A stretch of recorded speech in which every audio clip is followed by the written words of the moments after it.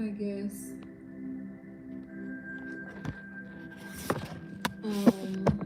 What the?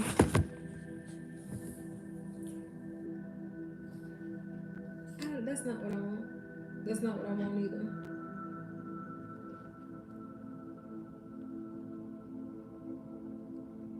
That's not what I want either. I like the sketch, but that's not gonna work for this. Oh, I like this one. I like this one. Okay, we'll do this one. All right. Welcome on in, everyone. We are back to part 2 of studying for the Certified Payroll Professional exam. We are now on the reasonable basis test when you're looking at the employee-employer relationship. So, even though a worker meets the definition of an employee under the common law test, an employer may treat a worker as an independent contractor exempt from federal payroll tax laws if it has a reasonable basis for doing so, as determined by subsection 530 of the Revenue Act of 1978. The reasonable basis may consist of one or more of the following, as well as any other reasonable basis: court decisions, published IRS rulings, IRS technical advice sent to the employer, or a private letter ruling from the IRS indicating that the worker or workers in similar situations is not an employee. A past IRS audit of the employer, not one of its workers, that did not result in a finding of taxes owed or a penalty attributable to the employer's treatment of the worker or workers in similar situations as an independent contractor. A long-standing recognized practice is a significant segment of the employer's industry of treating workers in similar situations as independent contractors. Consistent treatment is a must. In order to take advantage of the safe harbor provided by the reasonable basis test, the employer must treat the worker whose status is in question and all similarly situated workers consistently as an independent contractor and must file all federal tax and information returns for the period in question based on that treatment. The treatment must have been consistent since 1978 by the employer and or its predecessor. Example 1. A worker who receives a W-2 form reporting income earned in a year or is asked to complete a Form W-4 is not being consistently treated as an independent contractor, and the employer cannot use the subsection 530 safe harbor at least for that year.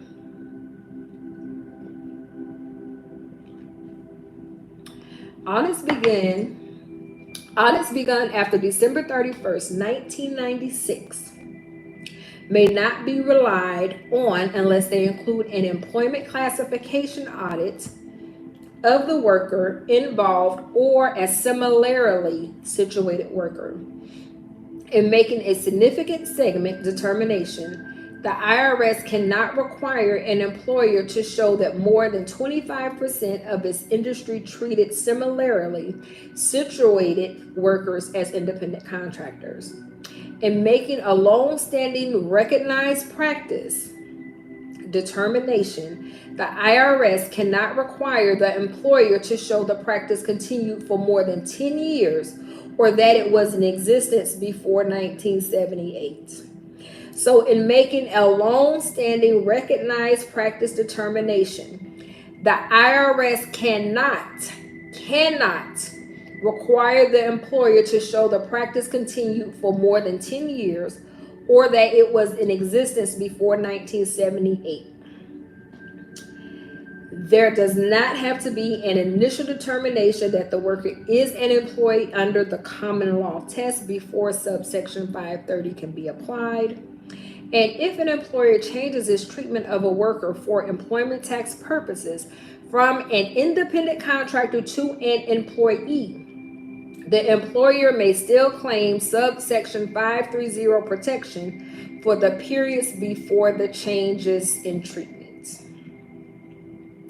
In determining whether two workers hold substantially similar positions, the IRS must take into account the relationship between the employer and the workers.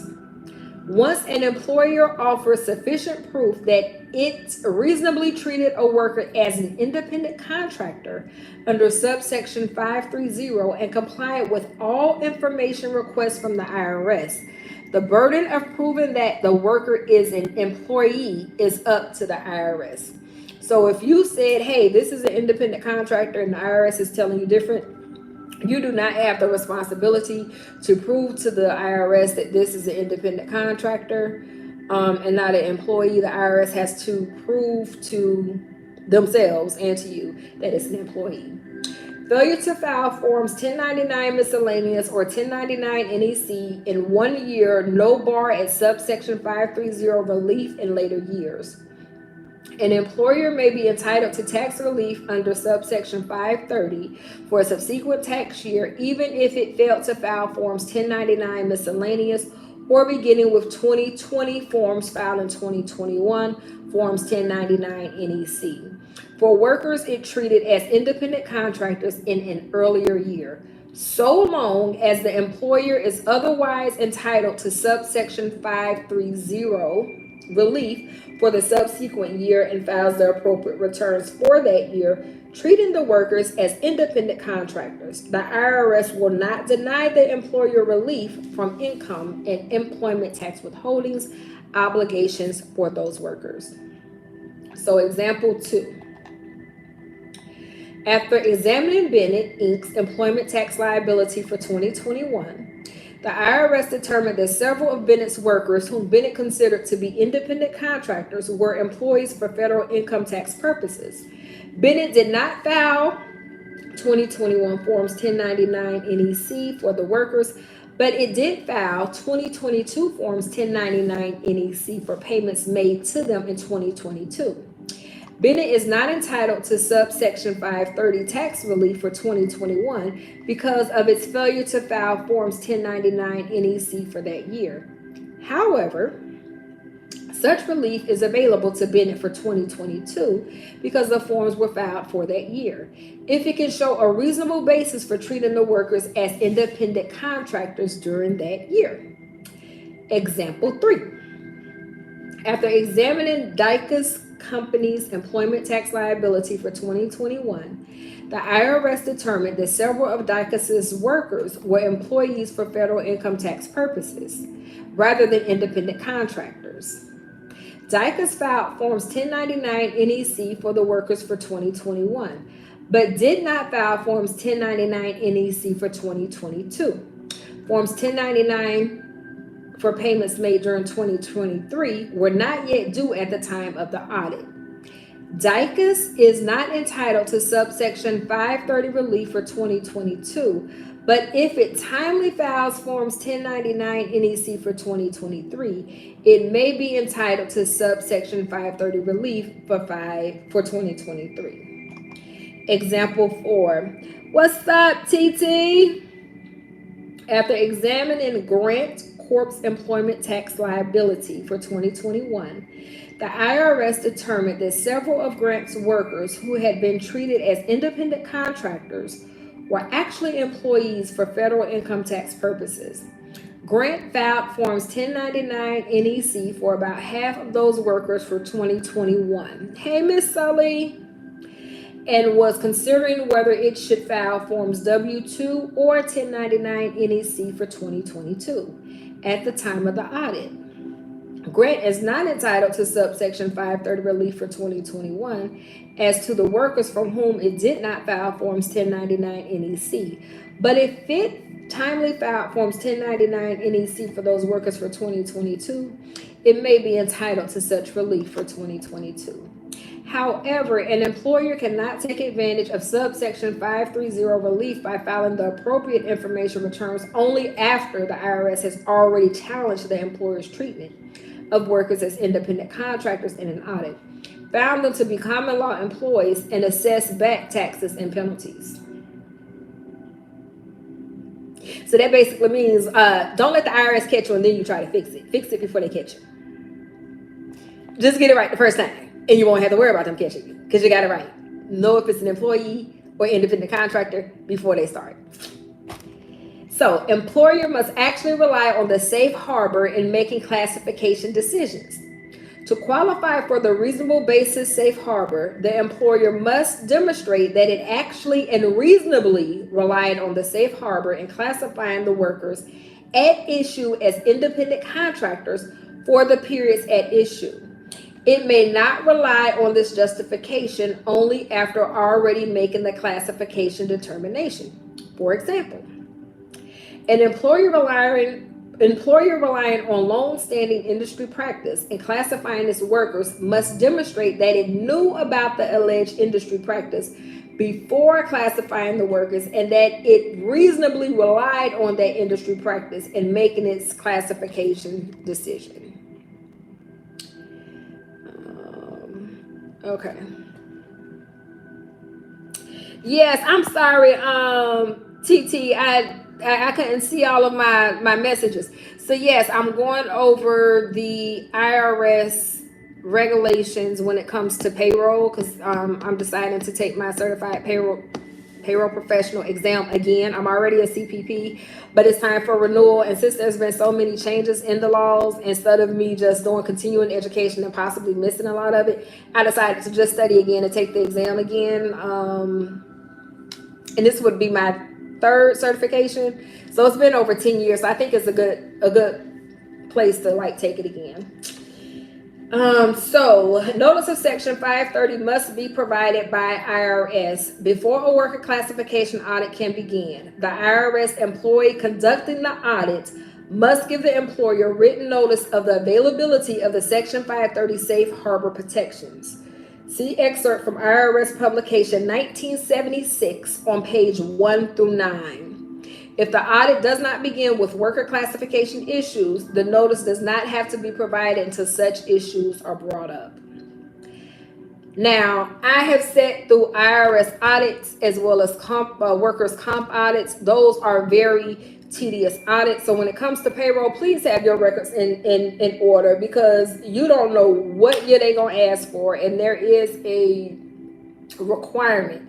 So say, for example, they ask you for W-4 information and they want it for the past 10 years. Well, you're not required to keep W-4s for 10 years. So they can't request the documents outside of the time frame. But the caveat to that is if you have it in your system, you have to provide it. So that's why it's very important for you to know these time limits and actually do your I'm trying to think what the word is called, but it's kind of like a purge, but not a purge. But you're basically saying, hey, according to these guidelines, we don't have to keep these records anymore, so we can go ahead and get rid of them. So if you don't have the records because it was no longer a requirement, they can't penalize you for not having those records. But they can go back to the time that you should have them. So personal audits, if the IRS audits you, they can go back 3 years. So if you haven't been audited like in a 3-year span, okay, you're cool. But if they audit you in that 3-year time frame and they find a discrepancy, they can go as far back as they want. But if you don't have the records, then it's pretty much going to be whatever they have on file. So that's just something to know. What's up, Simply T? Hey. We're trying to get to 15,000 likes over here on TikTok. I said when I get to 5,000, I would reset the live. We are currently we have 27, 22. We are at 4,900. We're at 4,900. I'm trying to do 15,000 cumulative for the month. And if we blow that out the water, we blow it out the water. But I'm actually collecting the numbers. So we had 2,200 yesterday. Today we're at 2,700 and our goal is 15,000. So IRS auditors must be liberal in applying Section 530. The IRS Training Manual on Worker Classification Audits requires examiners to liberally construe employers' claims that they have a reasonable basis for treating a worker as an independent contractor. They also must consider whether the safe harbor applies even if the employer does not raise the issue. So watch out. This is the watch out. Employers that make payments to workers covered by the Section 530 reasonable basis test must report those payments to the workers on Form 1099 NEC. In Box 1, Section 530 workers must pay their own Social Security and Medicare taxes, but not their employer's share when they file their personal income tax return, which is the Form 1040. The instructions for recipients of Form 1099 NEC tell such workers to report the amount in Box 1 on the wages, salaries, tips, etc. line of Form 1040, and to complete and attach Form 8919, uncollected Social Security and Medicare tax on wages.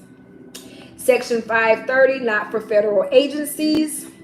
The IRS has determined that employment tax relief under Section 530 does not apply to federal agencies, and that even if it was applied, the agencies could not meet the reasonable basis or equal treatment requirements. Technical services specialists get special treatment. Section 530 specifically excludes from the reasonable basis test technical services specialists who work under a three-party arrangement involving a worker, a technical services firm, and the firm's client. The status of such workers must be determined under the common law test, and they can be independent contractors or employees of either the technical services firm or the client company. Now, part 1 we did earlier on YouTube. This is part 2. Part 1, we went over the common law test. Right now, we are doing the reasonable basis test. So technical services specialists include engineers, drafters, designers, computer programmers, system analysts, and other similarly, it's very hard to say that, skilled workers. IRS's role is strictly limited by law. Section 530 specifically prohibits the IRS from issuing any regulations or rulings clarifying the employment status of individuals for purposes of the employment taxes. Schools may treat exam proctors as independent contractors. Under the Pension Protection Act of 2006, tax-exempt organizations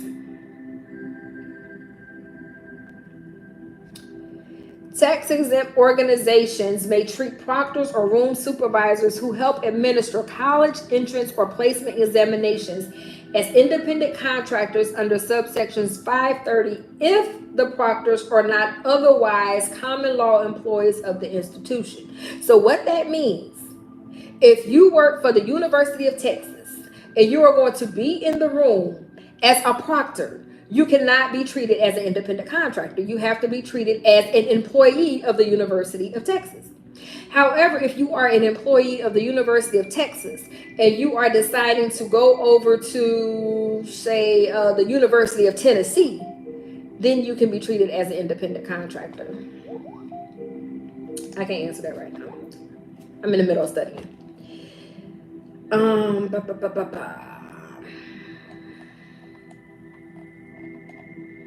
Okay, and now we're going to read through Section 530 relief requirements. Gotta rotate this. Okay, Section 530 relief requirements. If your business has been selected for an employment tax examination to determine whether you correctly treated certain workers as independent contractors, you may be entitled to Section 530 relief. Hey, Heather. You will not owe employment taxes for these workers if you meet the relief requirements described below. If you do not meet these relief requirements, the IRS will determine whether the workers are independent contractors or employees and whether you owe employment taxes for those workers. Section 530 relief requirements. To receive relief, you must meet all three of the following requirements. Requirement number 1, reporting consistency. First, you must have timely filed all required federal tax returns, including information returns, consistent with the treatment of each worker as not being an employee. This means, for example, that if you treated a worker as an independent contractor and paid him or her $600 or more, you must have filed Form 1099 miscellaneous for the worker. Relief is not available for any year and for any workers for whom you did not file the required information return. So if you're paying people under the table and you get audited and it's found out, guess what? You don't qualify. Sorry. If you just decide that you weren't going to file no returns for that year for whatever reason, guess what? Sorry, you don't qualify. Number 2, substantive consistency. In addition, you and any predecessor business, which means if you purchased a business from somebody else and you took ownership of their federal ID number and they did not follow these rules, sorry, you do not qualify. Must have treated the workers and any similar workers as independent contractors. If you treated similar workers as employees, this relief provision is not available. If you are paying an individual who is providing services as a test proctor or room supervisor, assisting in the administration of college entrance or placement examinations, the substantive consistency requirement does not apply with respect to services performed after December 31st, 2006. And remuneration, which means payment, paid with respect to such services. The provision applies if the individual is 1, performing the services for a tax-exempt organization, and 2, is not otherwise treated as an employee of such organization for purposes of employment taxes. So if they work for your organization, you cannot treat them as an independent contractor as a proctor. If they do not work for your organization, you may treat them as an independent contractor for proctoring an exam.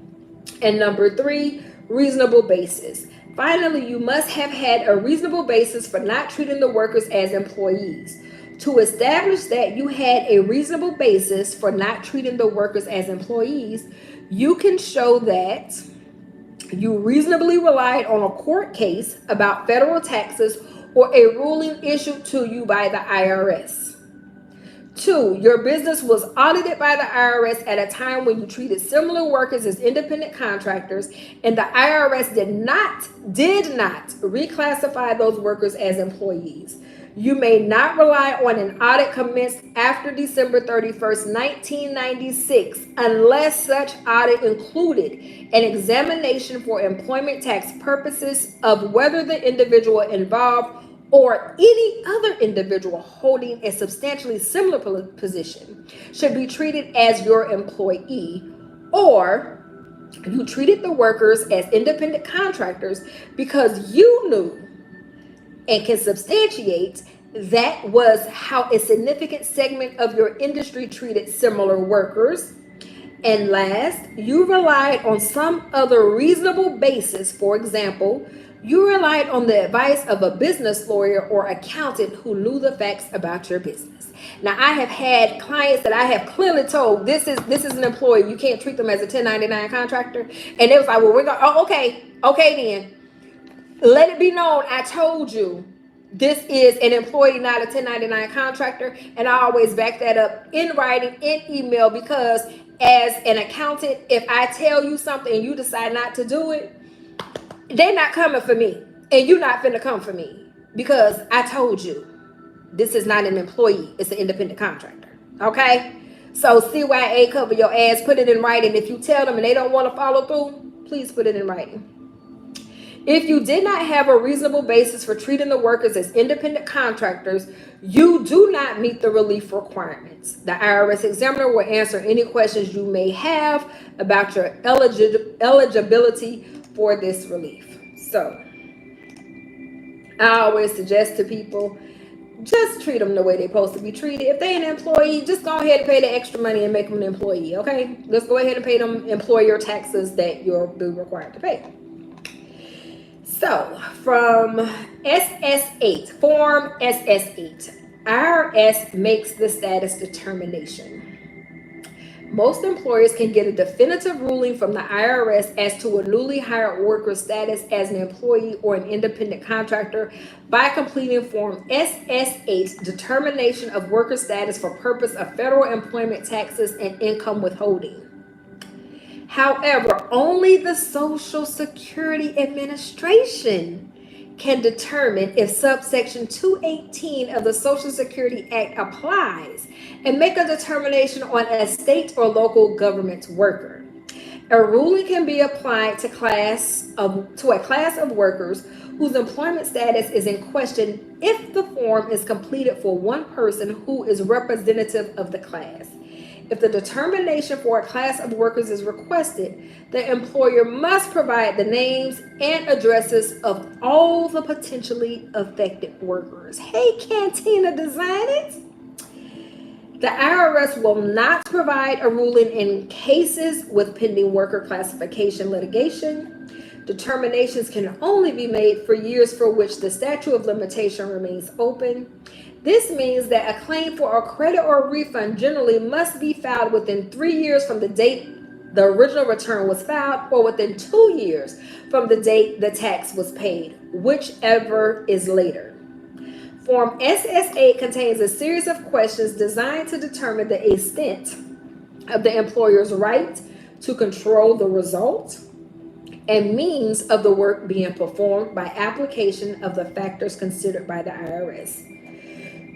Now you can call 1-800-829-3676 or 1-800-TAX-FORM to order a copy of the form or go to the IRS website, which is www.irs.gov. The instructions for Form SS8 state that the original request for an SS8 determination must include an original handwritten signature or an electronic signature, such as fax or digitally signed PDF document. A worker, say one more time, a worker, your employee that feel like you misclassifying them wrong because they don't want to pay them taxes, a worker can also submit Form SS8 requesting a determination of his or her status as an employee or independent contractor.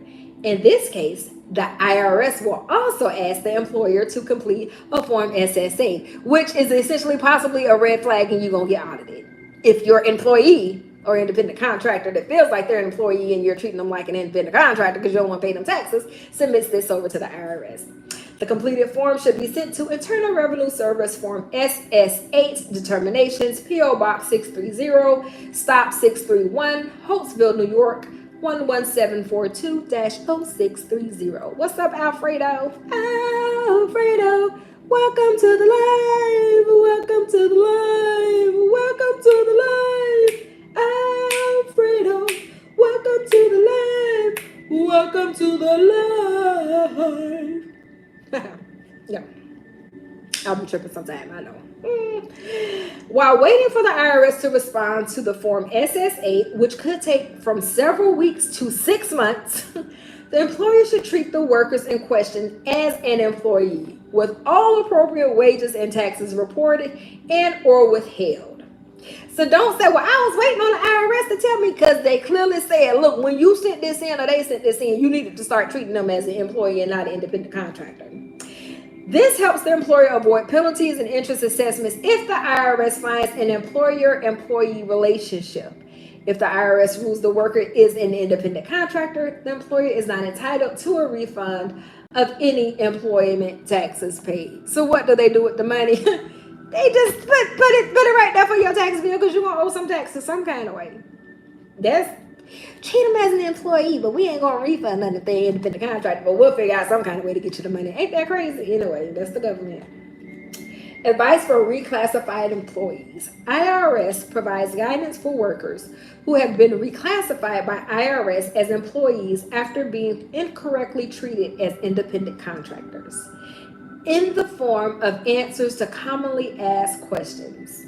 The guidance provides advice for newly classified employees in the areas of tax return filing, getting back self-employment taxes, filing amended returns, among others, and can be accessed at www.irs.gov. Disputes can be heard by tax courts. The tax court has jurisdiction to determine whether the IRS has been correct in finding during an audit that one or more workers are employees or that the employer cannot claim the protection of Section 530 regarding its treatment of them. The tax court can also decide the amounts of employment taxes and or additions to tax and penalties due if it finds a misclassification of employees. Assessment and collection of the taxes is suspended pending a decision by the tax court, and both parties are bound by the court's decision. Under guidance issued by the IRS, there must be a determination of employment status arising out of an audit to give the court jurisdiction. Employers may not need a notice of determination to seek tax court review. In response to 2 tax court opinions expanding the court's jurisdiction to review worker classification determinations beyond guidance issued by the IRS in Notice 2002-5. The IRS issued Revenue Procedure 2022-13 under the new guidance, and IRS determination provides jurisdiction to the tax court. No particular form is required to be provided to the employer before a determination is considered to be made. In the absence of the issuance of a formal subsection 7436 notice of determination, the tax court may review the matter if the IRS conducts an audit. The audit results in a determination that A, one or more individuals performing services for the employer are employees, or the employer is not entitled to subsection 530 relief. There is an actual controversy involving the termination, and the employer files an appropriate petition with the tax court. However, the notice of determination continues to be the IRS's formal documentation informing an employer of a determination concerning worker reclassification, or subsection 530 relief.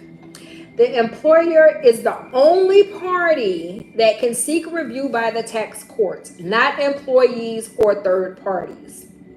A notice of determination sent to the employer by the IRS will advise the employer of the chance for tax court review.